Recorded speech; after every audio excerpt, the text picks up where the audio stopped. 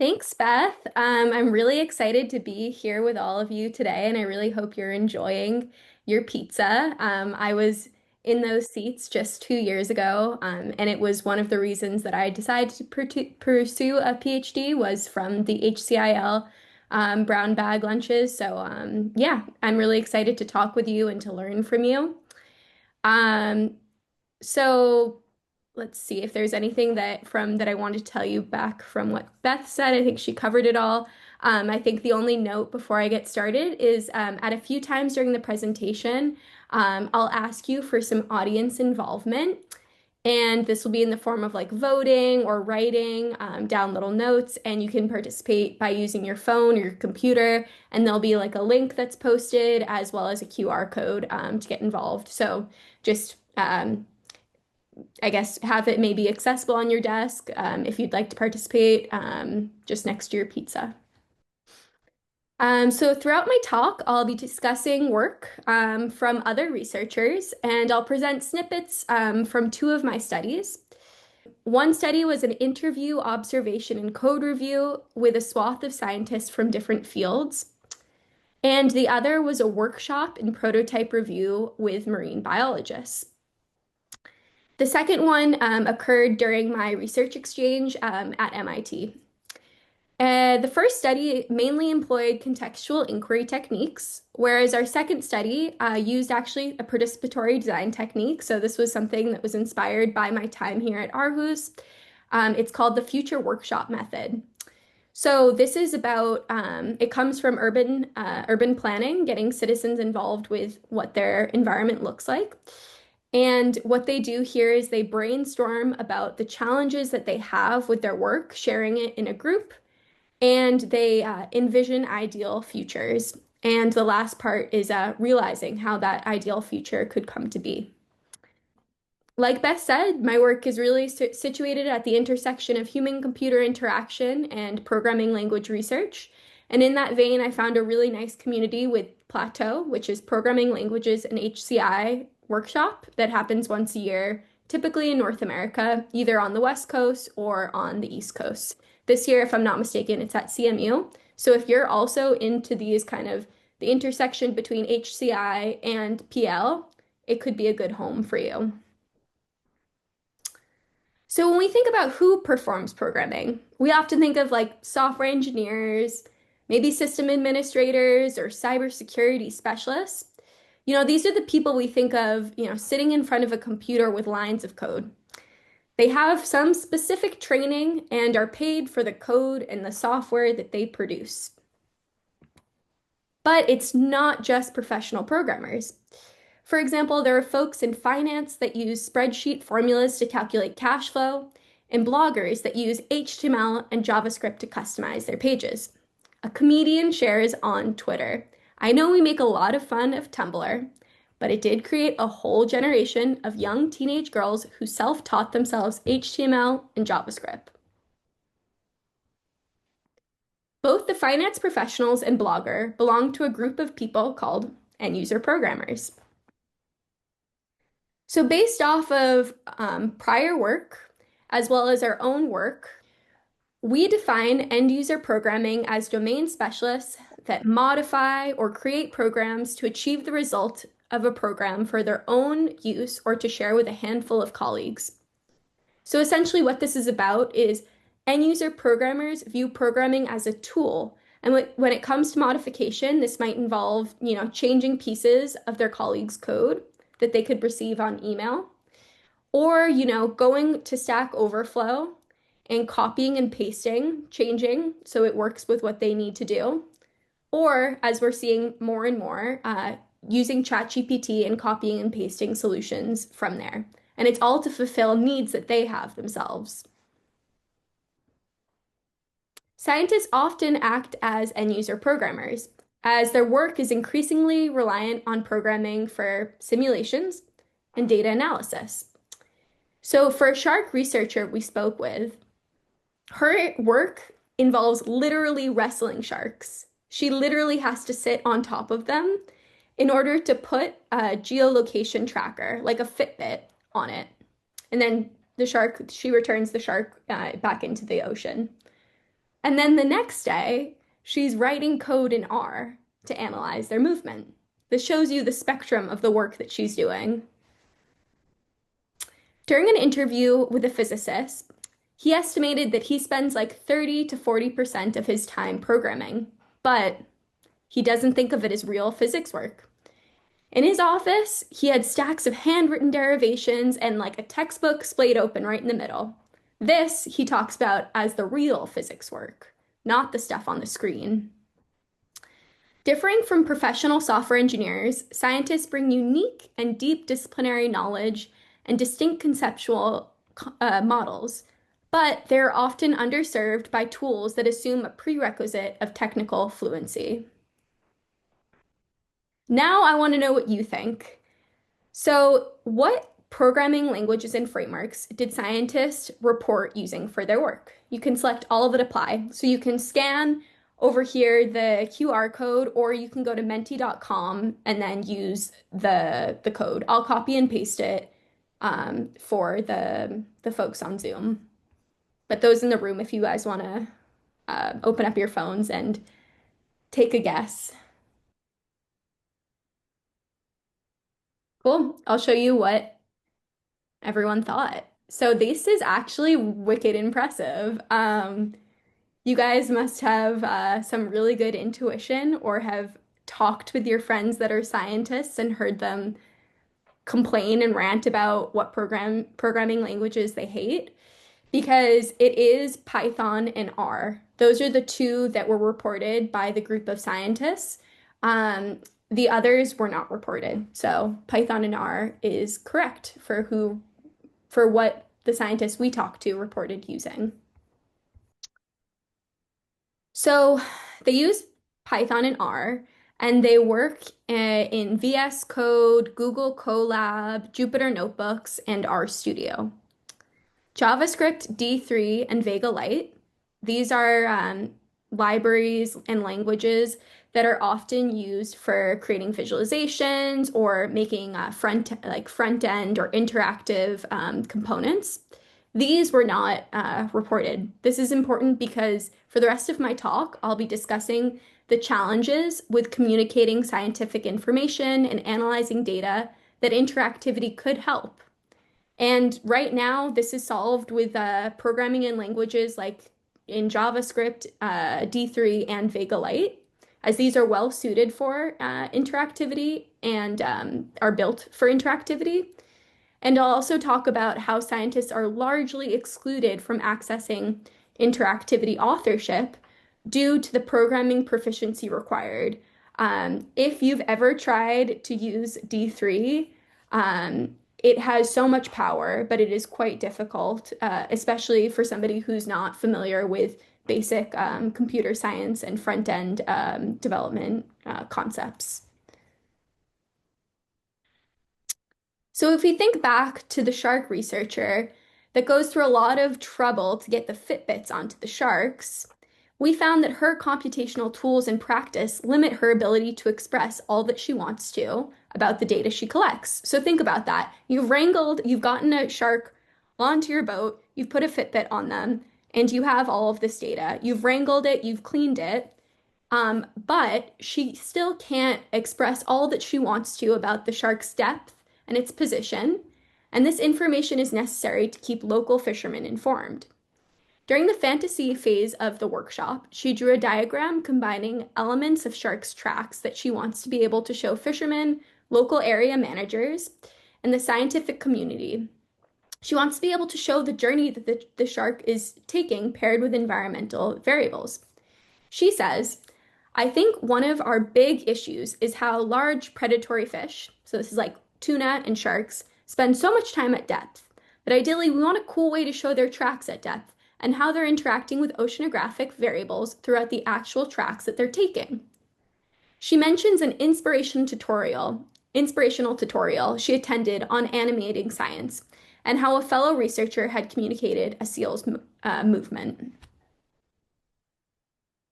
In terms of what we know about scientific programming, scientists build scripts in-house or reuse online material to, for example, design RNA structures, represent geospatial climate data, or make sense of collected environmental data. So they have a lot of reasons to code. However, according to a survey, many scientists lack formal training in computer science and confidence in programming. They learn from peers or self-study. In a nanoscience lab, the scientists struggled to debug their scripts, which led to a sense of disempowerment that we'll talk about more later. On the side, we see Patrick flexing his expertise in physics and calculus, but then being totally stumped when it came to coding, depicting the computational disempowerment felt by some scientists despite their high competence in their principal area of focus, like physics. To make matters worse, we found that from our work with scientists and from observing the code that they write, that computational tools scientists use require a high level of technical fluency. Here we can see SpongeBob lamenting over RStudio, a common programming environment for scientists. Although scientists need programming to perform important work, it is often not the principal focus of their work. We learned more about disempowerment during our conversations with scientists. Exasperated, a coral biologist says, I don't have much of a computer science background. And then a few moments later, I'm supposed to be an expert in too many things.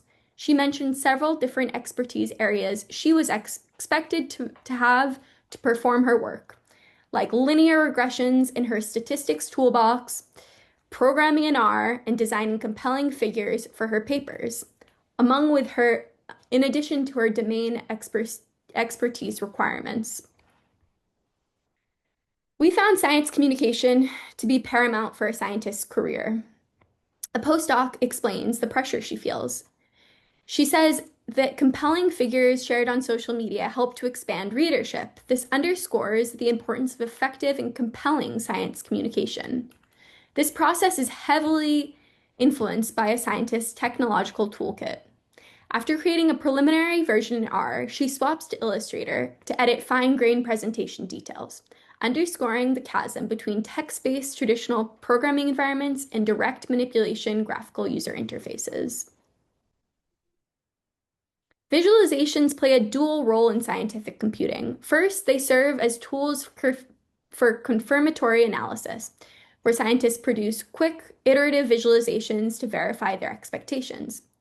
In one observation, a physicist generated multiple plots in rapid succession, discarding those that didn't match expected outcomes. Visualizations are essential communication tools. We found what we called audience-driven visualization quality, meaning the fidelity and time invested in visualizations scale with their intended audience.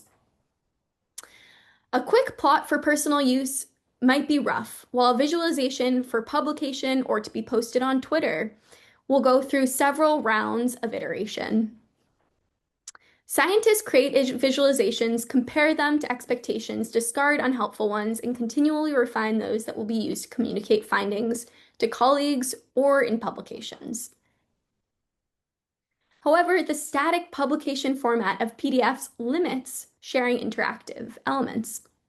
And there are problems with pointing people to supplementary material if the interactivity is elsewhere. Even though all of this is mostly viewed online, the scientists said they're not typically printing the articles to review them on paper. They're doing a lot of just online browsing of them. Another scientist proposes interacting with data directly inside papers while they are reading. This is during the fantasy phase of the workshop. It would be really cool to have an interactive component where people could, when you're reading a paper, zoom in on a graph, click the points and stuff. I think that would solve a lot of issues, either with the volume of the data that we have or the nuance of the data point that you lose in the 2D printed version that they're still publishing. Along with communicating science, analysis is another area scientists rely on programming and are limited by the tools they use. For example, binning has consequences of changing the meaning of data. A coral biologist shares that when she groups data together, it loses meaning. She compares the loss of information about coral bacteria to as if her and her dog were the same. Plotting at a high taxonomic rate, like phylum or class, would put me and my dog in the same color, and we know that me and my dog have different niches. I don't want to lose my fine-grained data at a taxonomy level. And this also was because they go to a lot of lengths to keep that level of specificity when they're cleaning the data. So if they're to put it all together, bin it together, then they're losing all of the work that they already performed. This is an example of how interactivity might be able to help. You could create a dynamic binning on Zoom so that rare but potentially ecologically important bacteria is included in analysis. And this, the scientists expanded upon as a problem for the whole field, as nobody was looking at these rare but potentially ecologically important bacteria. Interactivity can come in the form of an interactive visualization, like through using Plotly, which is a Python library where you can scroll or hover over different points and get like additional information about that point. So that's one way that we can think of for interactivity. Or it can be in the form of, we see in the potluck tool, you can click the different shower emoji buttons to track that you have watered the plant. Or it can come in the form of what we have for 10 brighter ideas, where changing the slider changes the results at the bottom. So a calculation is done from changing the slider. So these are three kind of polished forms of them. But there's also interactivity where somebody has a spreadsheet that they've prepared with different formulas and a certain space for somebody to edit. And so they can pass around this Excel sheet with people in their labs who will interact with it to change one parameter and the rest will change. Or it can come in the form of a computational notebook like Jupyter Labs, where there's one parameter that somebody would change or manipulate, and then it would change other parts of the resulting notebook. When applied to science, there are examples of how interactivity can help scientists reason about their data in new ways. In other words, more rapid comprehension, better comprehension, the possibility of gaining a useful degree of comprehension in a situation that previously was too complex, speedier solutions, better solutions, and the possibility of finding solutions to problems that before seemed insoluble. For example, here we see the environmental factors like currents and temperature represented over time. And then by turning the globe, the scientists might notice a pattern they hadn't recognized before. We can think of interactivity as a tool, and further, the spectacle metaphor of instruments is replaced by a metaphor where the instruments become a material playground that provides us a way to learn a lot about the world and the phenomena produced by these instruments. Observation as a source of empirical knowledge is extended to include by doing, by interacting and intervening with the world through our instruments. So, like, what does that mean? Here we have like an illustrative example where we have a telescope pointed at the moon. So before we can't, if you look up at the moon with your naked eye, it just is like this amorphous white blob. But then you bring the telescope, you bring like an instrument, and now you can see all the craters and you can see the details. So this is allowing us to see, and we're getting more information because we have this tool. So just like the telescope making the craters on the moon's surface visible, interactivity has the opportunity to elucidate hidden scientific knowledge. So in terms of interactivity, if scientists are only able to use interactive elements that others have created, if we go back to the analogy of seeing the moon, if they can't change the telescope settings and it remains on one setting, they might only be able to see one planet. They can't change how close or far away that the telescope is set to. So if they're only able to use interactive elements that others have created, they're limited to what already exists. So here we see, maybe I'm a researcher studying the fish of San Francisco Bay. The person who created this tool has decided to only have zoom to full extent, zoom to west coast, zoom to byte. And I'm not able to actually zoom to San Francisco specifically, even though that's only what I'm really interested is the water is maybe whatever 10 miles out of the San Francisco area. And so because of this, I'm missing like my own like my ability to analyze the way I want to. And then this also is missing, you could miss expressive power because in creating something specifically tailored to your work, you can express it as you wish to. And then there's kind of a ripple effect that could happen here because it's not just the scientist personally that's affected, but it's also like the results. So what their study has found or what their work is producing, their output. And then this ripples on to the broader scale of hindering the progress of their domain. So, what can we do? How can we give scientists the ability to create interactive elements that could potentially then used for their analysis, communication, or other work activities?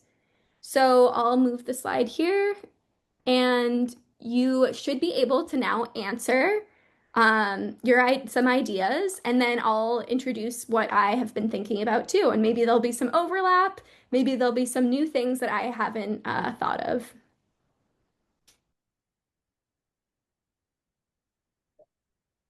Awesome. So we have some great responses. Thank you guys for sharing. Some more are coming in. So different features like Tableau for playing with data. I'm really glad somebody brought up Tableau because some in past research there were issues introducing Tableau, and people chose to use, even though they were harder to use tools like R Studio, they defaulted to them because of like familiarity. So that might be a thing where like training could help, where you help introduce somebody to Tableau and all that it can do. Creating a program with various templates to choose from, along with the ability to start from scratch. I'm really glad somebody brought this up because this was like the inspiration for, I did a provocative prototype, so something to get people to start talking and during the prototype review, and that was like an example gallery that then they could choose what they liked about it and kind of put it together. Widget libraries, ChatGPT plugins. Yes, I'm currently exploring how R and R Studio and like agentic AI or ChatGPT can kind of work together. Provide GUI tools that support interactivity, something like TikTok creators, encourage more art education so people can get creative with their visualization. Regarding the second point, somebody that I've been really looking to, her name is Kendall, and I think her last name is Barr, Barr. Um, she's a scientist, a marine biologist at UC San Diego, and she has like an art background and like a science background, and she gets just like super um, into combining the two and then spreading that education. That was what the shark researcher was really inspired by.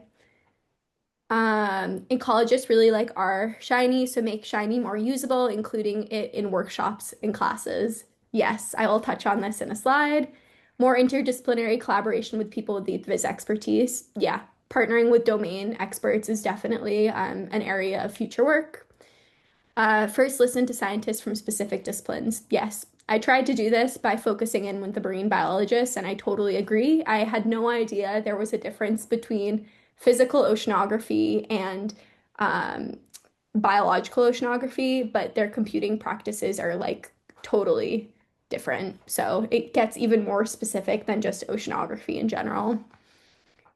Focus on storytelling elements. Um, Access to code/templates that they can repurpose, accompanied by clear guidelines on strengths and limitations of templates and how to adopt it. Amazing. So I'm glad that we there was some new information shared and some parts that kind of overlapped with what I'm about to tell you. So from talking with scientists, one way that some kind of alluded to was we could provide scientists with training. So one had mentioned software carpentry, of that being a very helpful course. Basically, what it is it's a workshop or workshops held at different research institutions on different computing concepts. There's also online self-paced curriculum. For example, Coding Club has a course, like course material for ecologists and environmental scientists. And then there's also a professor on YouTube that's doing specific stuff for bacterial studies. So he's really focused in on how to code with R for bacteria data. So while this is great, the additional training risks adding to the workload of scientists who might already be pretty overburdened and overwhelmed with all of the tasks that they have to accomplish and, all of those levels of expertise that they need to have. So another way might be to embed dedicated staff. So one scientist says, there's a person in our lab. She set it up so we can run R through the terminal. And this has really helped her because she doesn't have to run programs locally. And she talks about her computer as being old and taking so much time. So now that she can run her programs remotely, it's been a huge benefit. And this is because there's somebody on site helping her. And there's a burgeoning community of these folks. They call themselves research software engineers, but adding staff requires funding and an organizational structure that supports this type of position within the research institution. The other way might be tooling. Here is TL Draw, a tool that supports users in creating interfaces using annotations and designs on a canvas. So it has an LLM under the hood to transform users' prompts and images into user interfaces. We showed TL Draw to the participants during the workshop in July to inspire further brainstorming. When shown TL Draw, scientists responded really positively because it allowed visual editing without coding. One scientist shared frustration with tools like ggplot2, which is a library in R, where even small tweaks required extensive code. Moving forward, these insights point us towards building systems that reduce coding overhead. Further, when programming in R and Python, editing lines of code to change presentation details requires translating shades of color, distances, and labels into code, running it, then you evaluate the results, and then repeat. This process requires moving directly to the formal specification of R or Python syntax. In contrast, Canvas environments invite experimentation through quick feedback to presentation changes. These environments also contain instruments, like here we can see there's color selector tools, which help the user to explore alternatives. For fine tuning, the iterative editing of presentation details and environments can incorporate direct manipulation, design-like tools, and a canvas could lessen translation work and increase expressive opportunities for science communication. Our work helped us to identify what makes the work environment of scientists unique and the considerations for an authoring environment for interactivity.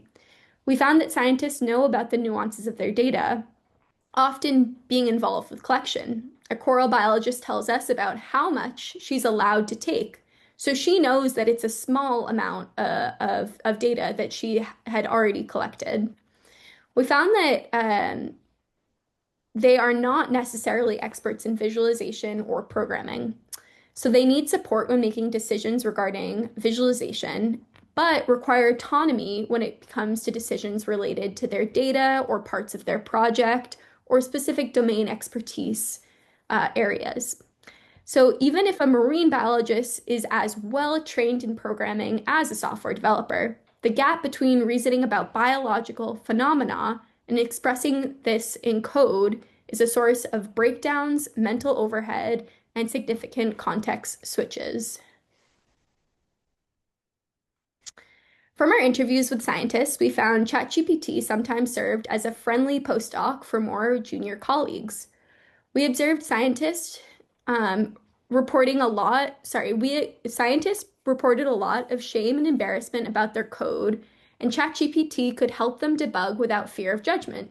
They'd also use it to generate starter code, a welcomed functionality as they no longer had to remember syntax details or routine operations. However, like many in the audience can probably relate to, the LLM also sent them in circles, and they defaulted to asking a real life human for help. The role of an AI in an authoring environment is one focus of our future work. In a blog post, a scientist urged against the use of agentic AI because of its over-engineered solutions and the threat of over-reliance on faulty solutions. However, we posit that AI has the potential to reduce computational disempowerment and lessen the burden of needing to be an expert in everything. So, based on a 2024 survey of researchers, so this is researchers in general, not just scientists, which AI tool do you think was reported to be most commonly used? So, three options: GitHub Copilot for coding, Midjourney, this is for producing images, and ChatGPT.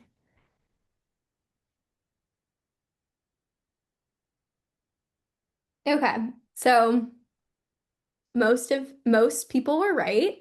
Those who guessed ChatGPT were correct. With that was the most by a long shot. And I will show you what the results of that survey look like. So as you can see, it was a lot higher than the others. And the role of agentic code assistants like GitHub Copilot and Claude Code was a lot less. So this is kind of interesting for us on how we could make these more useful for scientists. One way we are thinking about is prototypes such as TL Draw, Make Real, illustrate how AI can be integrated in a direct manipulation-based workflow, where it's possible to spatially confine its effects to a part of a canvas. This approach is a promising avenue for integration of AI into scientific tools compared to the conversation-based interfaces that currently dominate. We are looking at how scientific work changes when scientists author interactive elements and we are especially interested in learning about what work tasks are enhanced in the lines of analysis and science communication. We plan to use agentic AI to help scientists produce interactive elements and observe how it changes their work practices. As a part of this work, we want to define interactivity beyond just using examples and to reason about the different conditions for interactive element authorship to happen. For example, 10 Brighter Ideas is developed by a professional software developer, Brett Victor, while the Jupyter Notebook could be by a scientist without formal training in programming. The way one would interact with the Jupyter Notebook is like if you are a colleague of that scientist, you can change the value of that size variable, and it will change the output visualization. So when we compare these two examples and we consider the ease of creating the interactive element, there's a lot more ease for somebody who's familiar with Jupyter Notebooks, familiar with Python, to create the Jupyter Notebook example. And then somebody who's has a lot of JavaScript development experience will have an easier time creating, or won't have a hard time creating the 10 Brighter Ideas example. However, there is a bit more polish, I would say, to the 10 Brighter Ideas that the Jupyter Notebook doesn't necessarily have. We can also think about the ease of using. So anybody who's using has used a slider in the past, is using web pages, probably isn't going to struggle with the 10 Brighter Ideas, but somebody who's never used a Jupyter Notebook might not know where the editing space is. Somebody unfamiliar with programming might not be familiar with the need to run something after you edit it. So these are also things that we're interested in considering. We're also interested in looking at how fossilized the resulting artifact is. So 10 brighter ideas. It's pretty set. There's not a clear way to change it, where the inner workings of the Jupyter notebook are completely exposed. So this there's a part of this is about the people themselves, because there's a familiar with Python and a familiar with JavaScript in either case. So in future work, we plan to explore mechanisms of tailoring software without requiring a high level of programming expertise. So the work I presented today is a culmination of the projects in collaboration with researchers at Aarhus University and MIT, and would not have been possible without valuable contributions from scientists that participated in the studies. I would love to have, if you have any questions or comments, you can post them on the Menti and I'll read them. In addition, I also wanted to ask if anybody knows of any tools or, you know, pieces of curriculum, online curriculum, like the software carpentry examples that I should definitely be aware of. I would also be interested in knowing about that. Yeah, I really appreciate everybody's attention and their participation, and I'm happy to take questions.